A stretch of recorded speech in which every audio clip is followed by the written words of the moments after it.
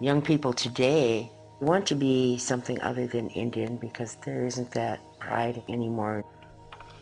They're the ones who are hurt the worst today because they don't have their language. They don't have their identity. Where were my classmates? I know that their spirits were broken. Native American and Alaska Native women experience shockingly high rates of rape and sexual assault. We oppress each other. The oppressed later on become the oppressors. It's important that people understand why Indian country is the way it is, why there is all of this social pathology going on in these communities. There's just a little chain reaction going on there. And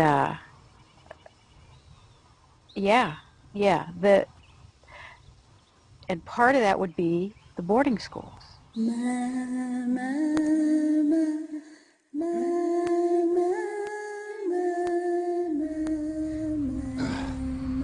still hate this place and I don't like it. There's just too many people that went through here that what they learned was violence, hate, resentment, and frustration. And they'll carry that through for the rest of their lives.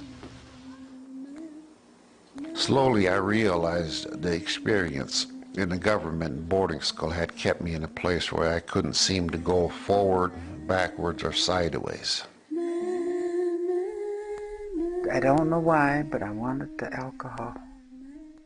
I wanted to block it all out. Whatever it was. And I didn't know what it was. I wanted the good time the alcohol gave me, the good feeling that it gave me. I hear a lot of times too, well, I went to Catholic school in such and such a place, a day school, and those nuns are mean to us too.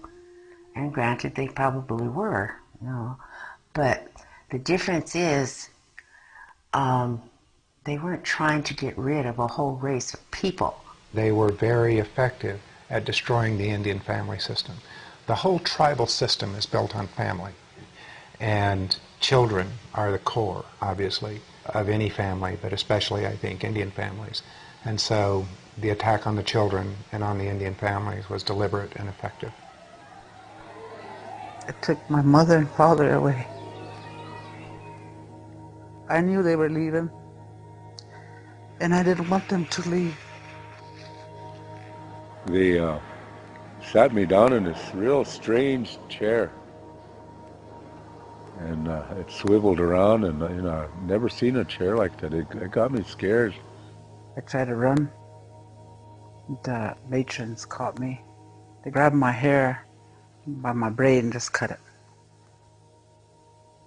And I had to stand there and put my head down, and they cut the other side. And I wanted my hair back. All the thoughts going through my mind at the time, now I remember, was who died. Did my mom die? Who died, so they're cutting all our hair? What's going on here? I hated that place. Yeah, I remember that. Back then, we didn't see it as abuse. We didn't even know the word as abuse. It wasn't punishment, it was beatings. We got beat for just about everything. We couldn't talk about it because if the nuns questioned our parents about it, they would know. That if our parents questioned the nuns, then they would know that to hold on them. If any of us spoke Lakota, even uttered a word, they keep a gallon can of soap, and that's what they use to wash my mouth.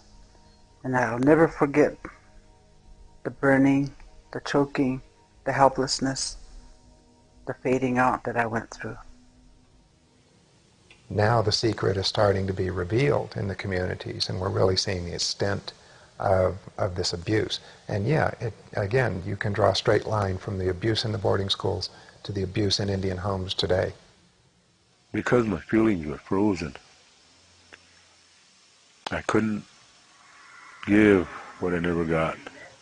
I was just punishing, and for me to hug my children couldn't do it. I know I slapped my wife around a number of times, but I've always felt bad afterwards. But it didn't do any good because it's a behavior that you're not aware of. You don't know it's there. It just happens. Something will set you off. Something will trigger that. And you end up, if it's not your wife, then it's somebody else that you beat up on. The way you address these things is to look them in the eye, understand them, say, yes, this happened to us. But we can't use it as an excuse to pass this shame on to a new generation of children. I'm sharing this because so many people living on this reservation and other reservations across the continent still suffer from these things. And I want them to know that it's possible to be free, to gain contentment, and to be a human being. There's some people here in this community that are really, healing themselves. There's a movement. In Lakota we say taku shkavshka, it means that something's moving. When they said they were closing the boarding school, it's like, you know what, I need to be there. Personally, I thought, you know what, the school needs to be saved as a museum, Indian Holocaust Museum. Now, this new battle has begun to see if we can hopefully stop the wrecking ball. Wait,